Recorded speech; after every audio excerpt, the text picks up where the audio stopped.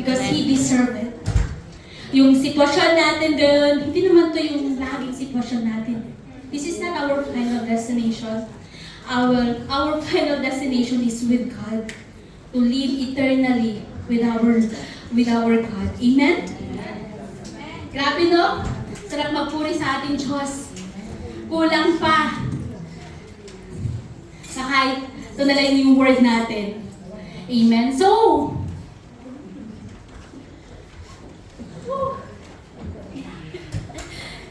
praise the Lord. So, ang ating, let's go to our topic for today. Sabi, this month is more on mission. Amen? That we will be moving together. Amen? So, ano ba yung key verse ng mission ng Jesus is alive? Nakita nyo na yun, oh? Close mo nga ate. Memorize nyo ba? Hindi. Pero ito yung baka ito yung key verse ng mission ng Jesus is alive ng Shia community. Sabi po dito sa John 15:16.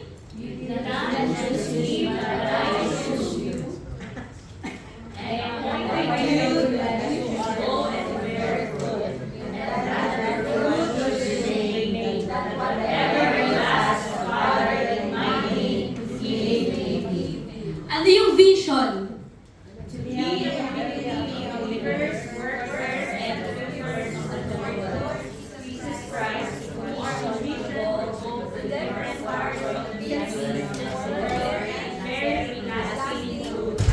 Ano yung mission? 1, 2, 3, go! Establish strong community self-churches, training and leaders to become fruit-bearing workers and speakers through Bible-based training. Amen! So sabi dito, maliwanag ha sa John 15:16. You did not choose me, but I chose you and appointed you that you should go and bear fruit. Amen. So our topic for today, next slide ate, is mission involvement in kingdom expansion. So let us pray. Hallelujah, Father God. Hallelujah, Jesus. Lord, you are so good. You are so great and marvelous, God, Lord. Wala ka pong katulad, Panginoon, at tunay nga, Diyos, na Ikaw ang Diyos na tunay at totoo. Ikaw ang Diyos noon, ngayon at magpakailanman. Kaya maghari ka sa bawat isa sa amin, O Lord, O God. And as we share your word today, Panginoon, be my mouthpiece, O Lord Jesus. And may you hide me, O God, into your mighty presence, O Lord Jesus. Na pawang yung mga salita mo lamang siya mamumutawi sa aking mga labi, O Lord. At bawat isa ay maiintindihan ng iyong mga salita, O Diyos. At may pasasapamuhay ang mga ito, O Lord, O God. For us, Panginoon, ma-expand pa, Panginoon, ang territory, O Lord Jesus. Nang Jesus is alive, Satwa, O Lord Jesus. In Jesus' name, in Jesus' name.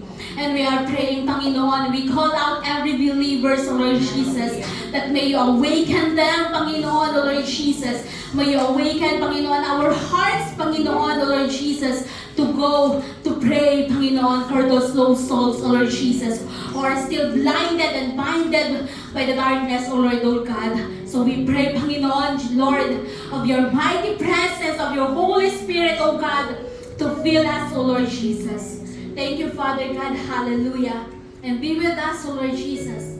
And may your mighty presence fill us, O God. And hindi po namin ito magagawa kung wala ka, Panginoon, kung wala ang iyong presensya na siyang sasama sa bawat isa sa amin, O Lord, O God.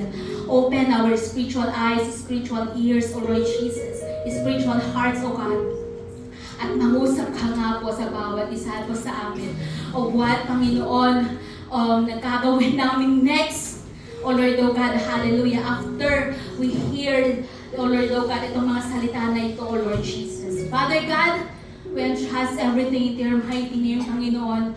For in your name, Panginoon, O Lord, O God, hallelujah, ay mayroong katagumpayan, Panginoon, O Lord, O God, sa aming gagawin na ito. Thank you, Jesus. We entrust everything into your mighty name. In Jesus' name, Amen. Amen. Hallelujah. So, Yung topic na natin is about mission involvement. So ano nga ba next ate? Ang mission involvement. Sa ating alamin muna kung anong ibig sabihin ng mission at saka ng involvement into the kingdom expansion. So sabi dito, mission means being sent by God to share the gospel and make disciples and expand His kingdom. Ano ba yung involvement? Sabi dito is active participation. So kung ang mission is sent by God to share the gospel, ang involvement naman means your active participation sa gawain na to. Kaya nga di ba combine? It's mission involvement. So, meaning, mission involvement means is actively participating in God's work of, ano ba yan? Bakit nabiblink-blink? dito.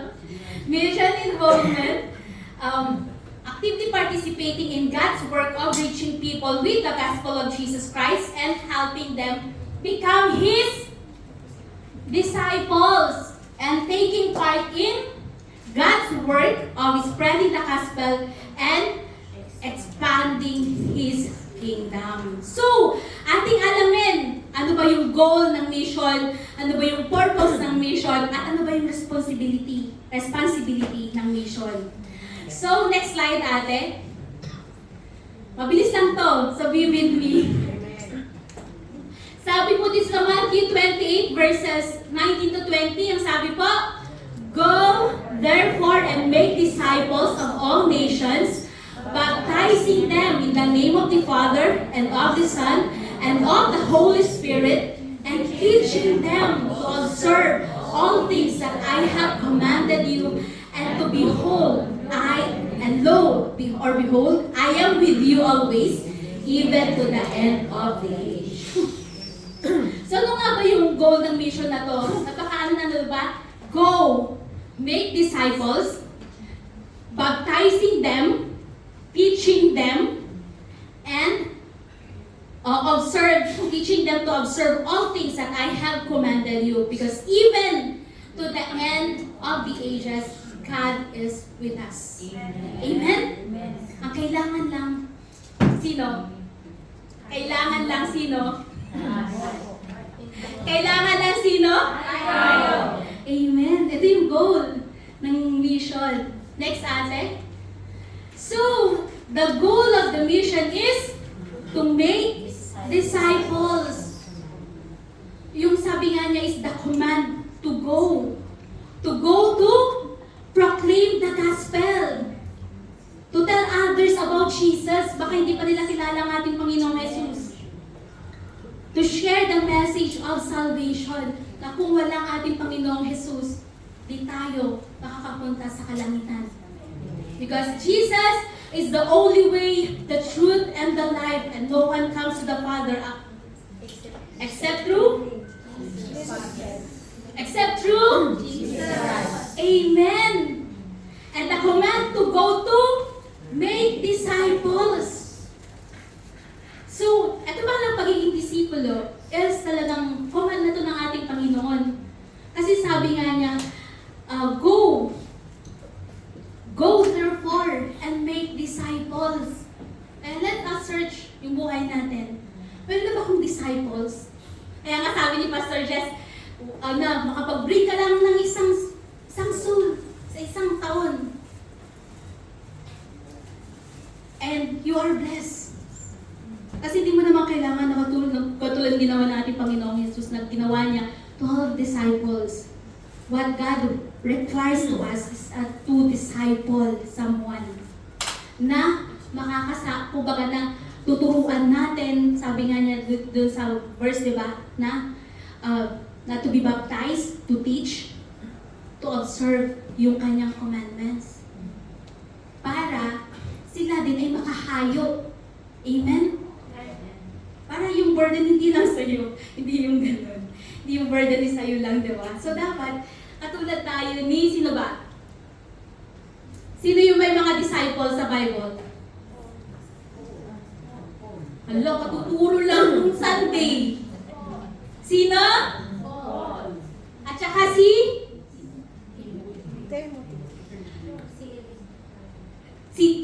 Paul, tsaka si Timothy. Alam mo, yan po yung number one na example ng disciples or ng Timothy. Kaya nga lang, meron kaming, meron kaming group na Timothy. Kasi, parang yung group na yun, dapat meron tayong mahila at hindi tayo yung hihilain pabalik. So, if meron tayong tinuturuan, di ba? Sabi dito is, for us to make a disciple, ito yung kinuman ng ating Panginoon sa bawat believer to involve of going, of teaching, baptizing, and nurturing people in faith. Kasi hindi lang tayo dapat komportable sa ating mga upuan. Nag-attend naman ako, Lord, ng every Sunday, ng every Bible study. Pero nagagawa ba natin yung gustong naisin ng ating Panginoon sa ating buhay?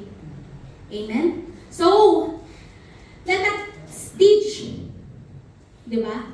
Dun sa mga i-disciple natin to obey yung salita ng ating Panginoon. So, the goal of the mission is to make disciples to whom? To the lost and to those who is blind and blinded by the darkness. Amen? So, ito po yung goal ng mission. So, next po is the responsibility of the mission. Ano ba yung the purpose, the purpose of the mission. So, ano po yung purpose ng mission na to? Ang sabi po dito sa Acts 1 verse 8, basahin po natin, "But you shall receive power when the Holy Spirit has come upon you, and you shall be witnesses to me in Jerusalem and in all Judea and Samaria and to the ends of the earth." So, as we already been, sabi nga dito, as we be a Christ witnesses, sabi nga niya is, we are already empowered by the Holy Spirit. Kaya wag tayo matatakot, kapatid, to go. Because as God has called us to be na kanyang maging anak, na nakatanggap sa ating Panginoong Jesus, we already been empowered by the Holy Spirit. Amen? To share the gospel. To testify others about what Jesus has done in our lives. Amen? And to help people come to know Christ. Kasi kahit sabihin natin na we are, kumbaga, laki tayo sa simbahan, but we all know yung teaching ng simbahan, di ba? We all know Jesus, but do we know deeper pa ang ating kung sino ang ating Panginoong Jesus? Amen?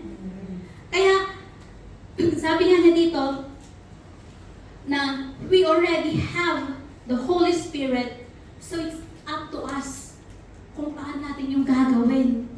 Kasi yung buhay pa lang natin is malaking testimony na. Amen? Kasi sasabihin sa'yo, kahit hindi ka pa nagsasalita, Kristiyano ka, no? Diba? Tignan nyo, yung mga evangelist dito, mag-name call ako. Kasi dati si Ty Hansel, siya yung number one evangelist natin eh. Number one evangelist dito sa Jesus is Alive Satwa. And then, it comes with that, Kuya Jun. Good thing that Kuya Jun is here. Talagang, Kuya Jun, God is away. Na-miss ka namin. Ayan. Then sina Ate Lay. Ayan yung family. Sina Ate Gina. Grabe, no? Yan po yung mga evangelists na ang dami-dami kung magdala. Grabe yung mga buhay nila, no? Kaya kung titignan natin, ano ba yung meron sa kanila? Are they sharing the gospel? Are they testifying about what Jesus has done in their lives? Are they helping people? Amen. Yan lang yung kailangan natin gawin. Hindi natin kailangan ng maraming convincing words, convincing power. No. Kasi ang Holy Spirit nang siyang gagalaw in behalf of us. Ang kailangan lang natin gawin is to take one step. Kasi kung hindi na kayo mag-one step, hindi natin sila kukumustahin. Wala. Kung baka sabi nga, katabi mo na, hindi mo pa kinausap. Di ba? So let us make sure na, sabi nga niya, to be witnesses to Jerusalem, to Judea, and to Samaria. Jerusalem is to our family. Judea is neighbor. Samaria is close. Amen? So, kung sino yung neighbor natin, katukin natin. Amen? Kasi, it will start with us. Kung hindi tayo magsisimula, kailan? Kasi, ang Panginoon, anytime, He will come. So one knows. Are you already been, kumbaga, doon sa kinumisyon ng ating Panginoon, ginawa mo na ba? Yun ang tanong, di ba? So, ililive ko yan sa inyo kasi ito po yung purpose ng mission na to for us to be, as we already been empowered by the Holy Spirit, we need to share the gospel, testify, and to help, and to reach people, to bring back sa presensya ng ating Panginoon. Number 3, ay sabi dito, how are we going to be a witness? Ito, sabi po dito sa ating, sabi po sa ating, the power of witnessing lesson, sabi dito is, witness by, at least nasabi nila na, kung tayo mag-witness, we should witness by love. Hindi yung, alam mo yung pakitang tao lang, na I care you. Di ba? So, let us witness by love, na dapat feel yung love ng bawat isa. Amen? Yung life natin, sabi ko nga kaya sa inyo kanina, di ba? Hindi yung kung saan tayo nang galing, but this will be a testimony in us. We are once in the darkness. Wala kahit isa sa atin ang magandang buhay, ang ano bang tawag to? Ang hindi makasalanan. We all was once until now a sinner. But what God wants us to do is to change from glory to glory. Di sabihin na, magbago ka na. Di ba yung mga iba kailangan magbago ka na? But God, no. You must change from glory to glory to glory. Amen. Hindi yung agad-agad. Kasi kung gusto mong mag-serve sa ating Panginoon, ikaw mismo ang siyang kakagawan. Wala nang iba.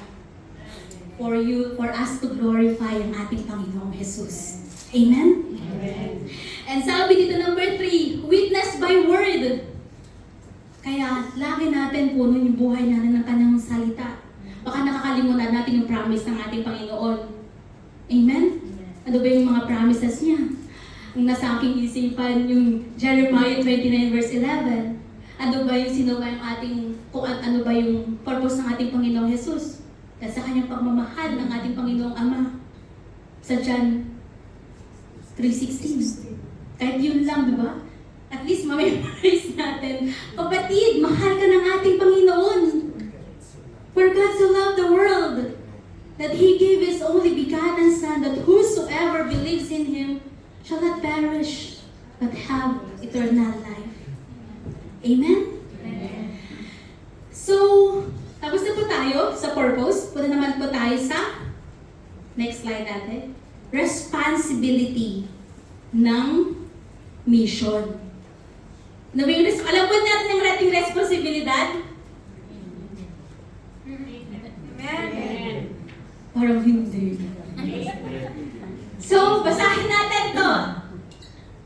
Sabi dito, the watchman and his message. Sabi dito sa verse, sa Ezekiel 33. Again, the word of the Lord came to me saying, Son of man, speak the children of your people, and say to them, when I break the sword upon the land, and the people of the land take a man from their territory, and make him their watchman. When he sees the sword coming upon the land, if he blows the trumpet and warns the people, Then whoever hears the sound of the trumpet and does not take the warning, if the sword comes and takes him away, his blood shall be on his own head. He heard the sound of the trumpet, but did not take the warning, his blood shall be upon himself. But he who takes warning will save his life. But if the watchman sees the sword coming and does not blow the trumpet, and the people are not warned, and the sword comes and takes any person from among them, he is taken away in his iniquity, but his blood and I will require the watchman's hand. Next po. So, you, son of man, I have made you a watchman for the house of Israel. Therefore, you shall hear a word from my mouth and warn them for me. When I say to the wicked, O wicked man, you shall surely die, and you do not speak to warn the wicked from his way, that wicked man shall die in his iniquity, but his blood I will require at your hand. Nevertheless, if you warn the wicked to turn from his way, and he does not turn from his way, he shall die in his iniquity. But you have delivered your soul. Therefore, you, O son of man, say to the house of Israel, thus you say, if your transgressions and our sins lie upon us, and we pine away in them, how can we then live? Say to them, as I live, says the Lord God, I have no pleasure in death of the wicked, but that the wicked turn from his way and live. Turn from your evil ways, for why should you die, O house of Israel? Grabe, no? So, alam niyo na kung ano yung responsibility ng mission? Next slide, ate. To warn and to watch over souls. So, as God has called us to be His disciple and make a disciple, as we are empowered by the Holy Spirit to share the gospel, to testify, and to reach those people. Because we, number one, as we are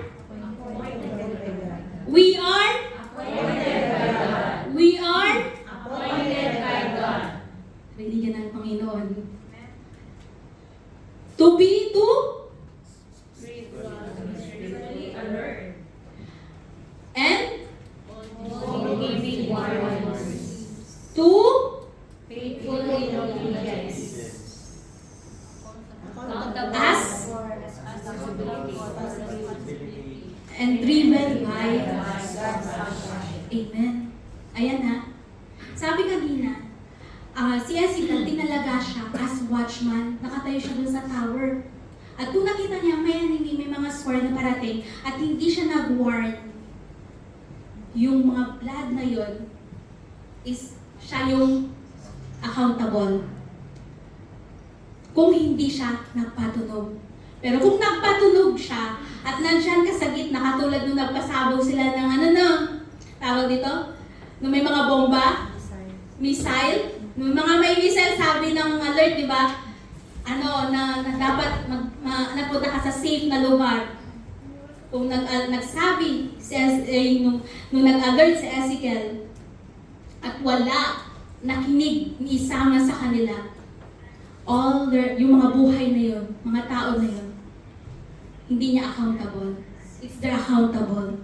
Because nasabihan na sila. Sabi nila na kung nakita niyo na tumunog, be on the safe place. Likewise, as a believer, if God, pag sinabihan tayo ng ating Panginoon, diba? Na lagi tayong sumunod, na lagi tayong mag-attend, na gawin natin to, and to go and to share the word, especially sa taon na to, gawin mo, kapatid. Dahil may gustong ipagawa sa iyo ang Panginoon. And to those people na ating inaalagaan at the moment, you are accountable to them. Kaya nga sabi nga niya, teach.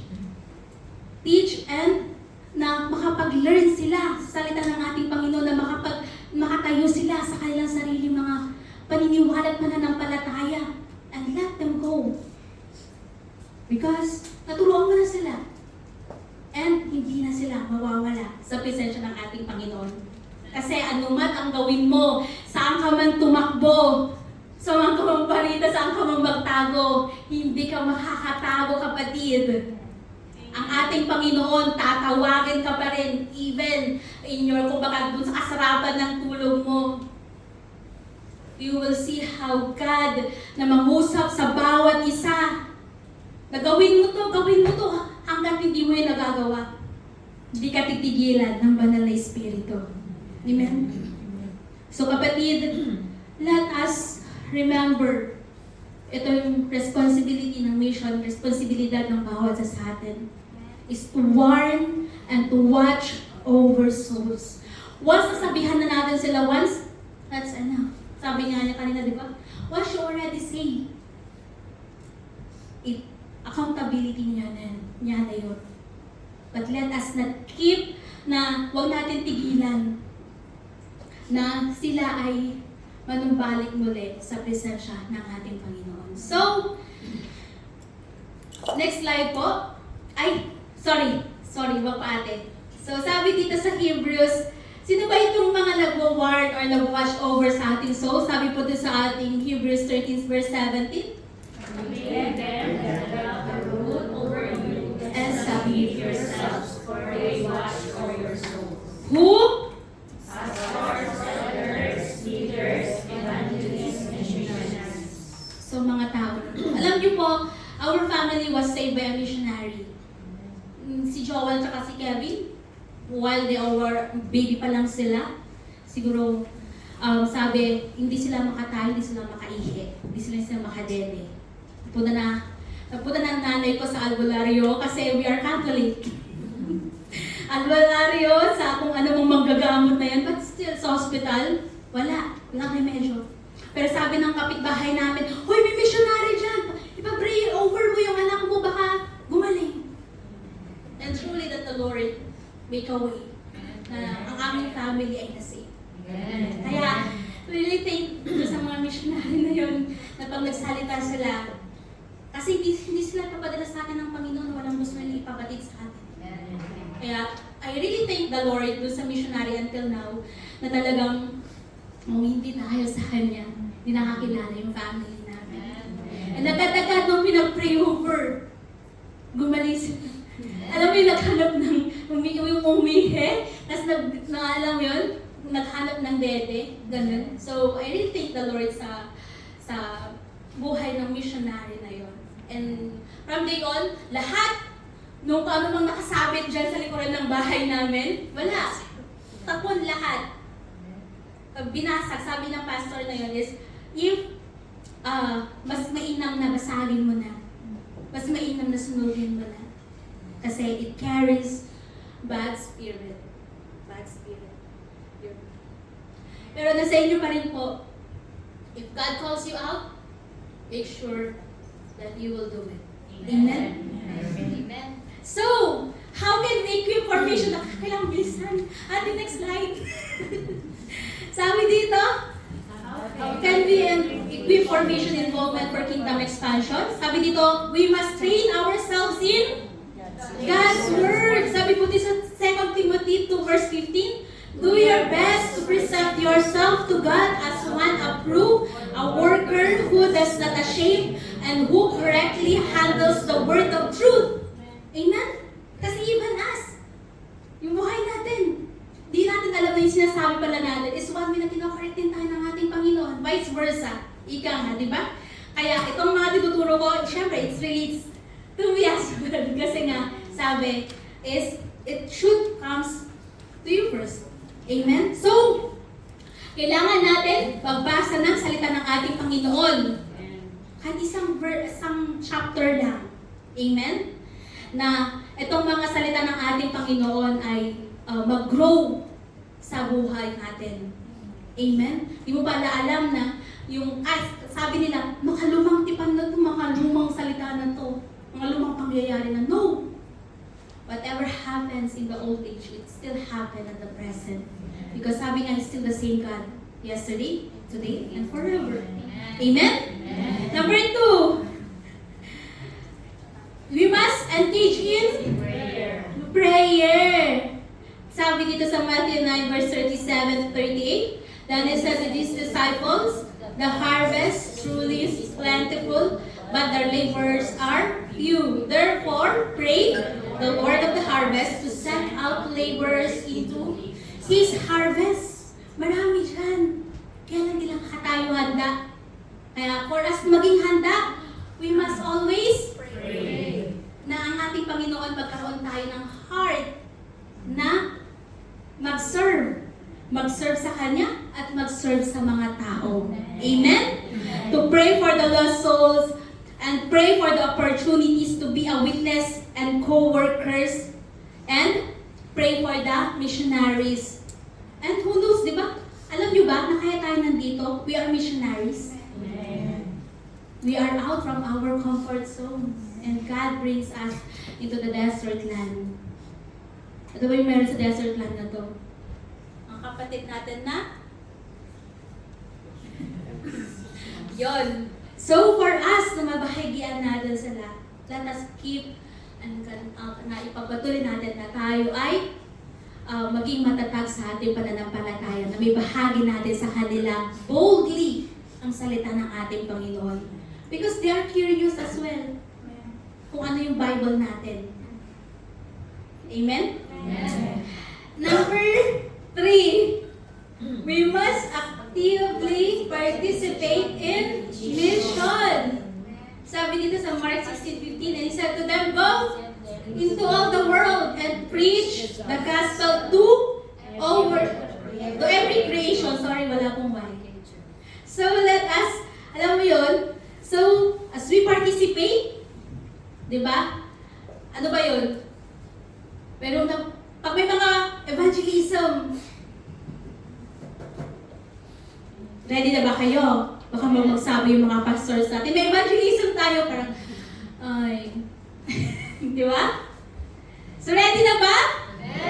Amen! So, and doon sa mga church outreach natin, so, sabi dito sa James chapter 1 verse 22, But be doers of the word and not hearers only. Napakinggan natin today, dapat gawin natin. Not by His might, but by the power of the Lord. Amen? Parang tumahimik kayo bigla. Teka lang. Nakakatakot ba? Nakakatakot ba?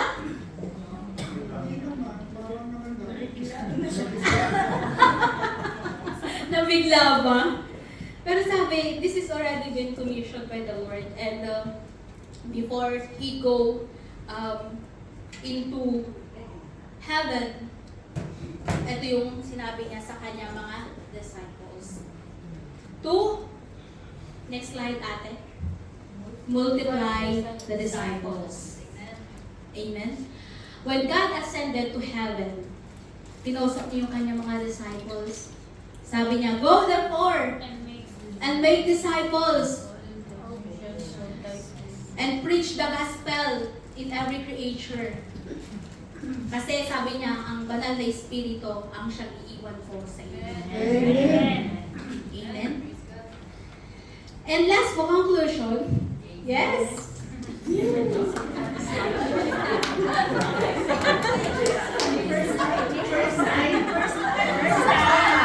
Ay, grabe yung sayo nila.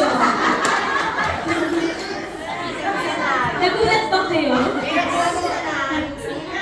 Ay, pinag-isipan ko hindi ko alam kung paano ko shortcut ang aking sasabihin. Kaya Tuesday pa lang, no? Nagbigay na ako sa'yo. Sabi ko, hindi ko na ito i-break, Lord. Hindi ko na ito dadagdagan kahit hindi ko alam kung tama ba. Pero sabi mo nga, walang mali. Amen. So, training ko lang siya. At my best. Yung,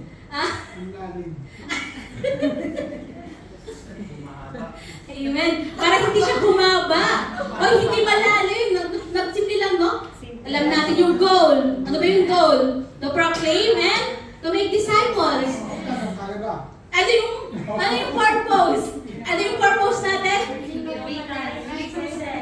Be Christ witnesses. Mag-share ka lang naman kung ano yung, alam mo yun, yung buhay natin, yung salita ng ating Panginoon. Mahirap ba? Sige, and ano ba yung responsibility natin? To warn and to watch over. Amen?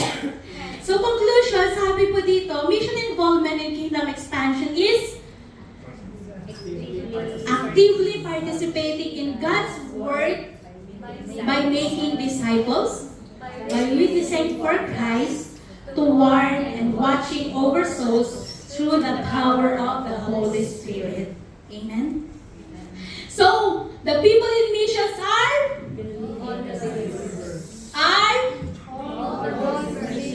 Amen. The purpose of mission is? The power of mission is? And the place for mission is?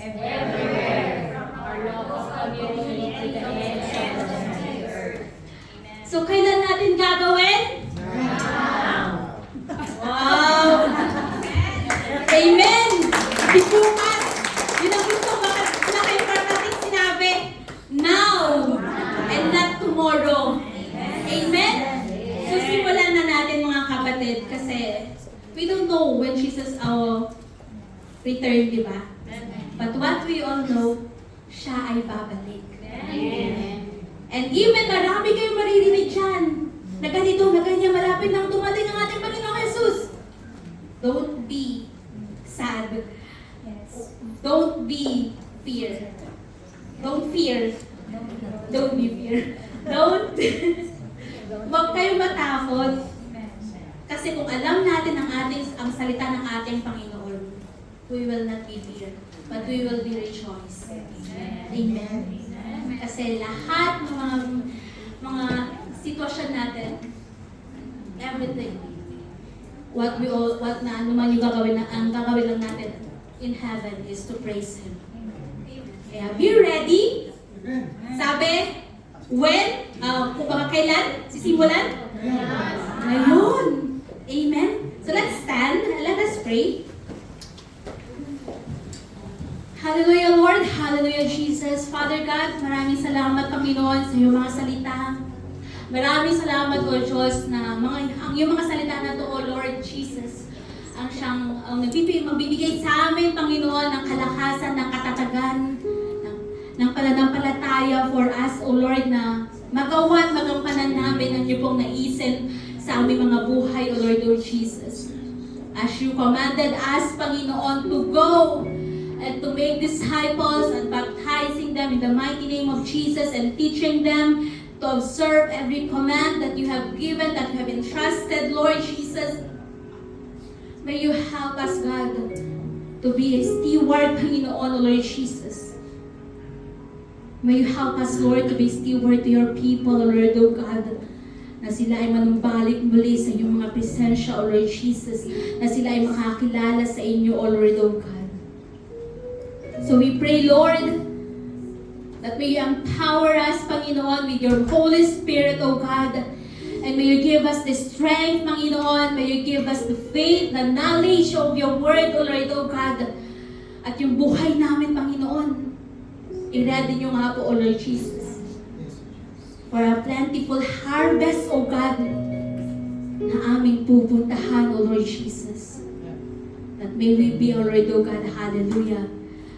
That may you use us as a vessel, Panginoon, O Lord, na mga anak mo na to ay makakilala, Panginoon, na sila ay manumbalik muli, O Lord, O God, sa iyong presensya, Panginoong Jesus. Maraming salamat, Ama, at kayo nga po, O Diyos, ang patuloy na kumilos, ang patuloy, O Lord, O God, na mag-remind sa bawat isa sa amin, O Lord, O God, ang aming mga covenant sa iyo, O Lord Jesus.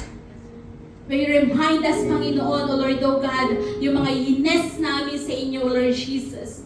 Nagagawin namin, Panginoon, para sa ikaka-glorify, O Lord, O Lord, O God, sa mundong ito, Panginoon, until you come until we see you face to face, O Lord Jesus. So help us, God, na maging ready. Help us, Lord, na gawin na, Panginoon, ang mga naisin niyo po sa aming mga buhay, O God. Para sa ikakasave, Panginoon, ang aming mga family, ang aming mga Jerusalem, ang aming mga Judea and Samaria, O Lord, O God. Our families, to those people around us, to those people whom we meet, O Lord Jesus.